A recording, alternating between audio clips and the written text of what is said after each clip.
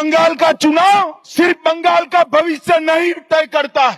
2026 বিধানসভা নির্বাচনের আগে পশ্চিমবঙ্গ যেন ধীরে ধীরে পরিণত হচ্ছে এক রাজনৈতিক যুদ্ধক্ষেত্রে। প্রধানমন্ত্রী নরেন্দ্র মোদীর উত্তরবঙ্গ সফরের রেশ কাটতে না কাটতেই দক্ষিণবঙ্গের মাটি কাঁপিয়ে গেলেন ভারতের কেন্দ্রীয় স্বরাষ্ট্রমন্ত্রী অমিত শাহ।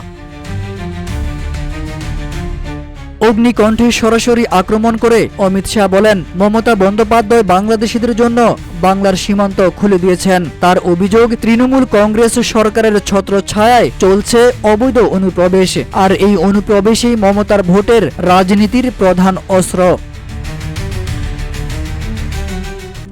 RICL TMX, যুগের পর যুগ স্থাপনা থাকে মজবুত।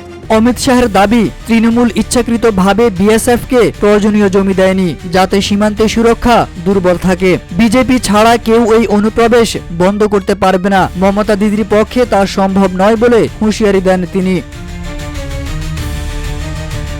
অমিত শাহ এখানেই থেমে থাকেননি। অপারেশন সিঁদুর ও ওয়াকফ সংশোধনী আইন নিয়ে মমতার অবস্থান নিয়েও কড়া সমালোচনা করেন। মমতা মুসলিম ভোট ব্যাংক খুশি করতেই দেশের মা বোনদের অপমান করছেন বলে মন্তব্য করেন স্বরাষ্ট্রমন্ত্রী।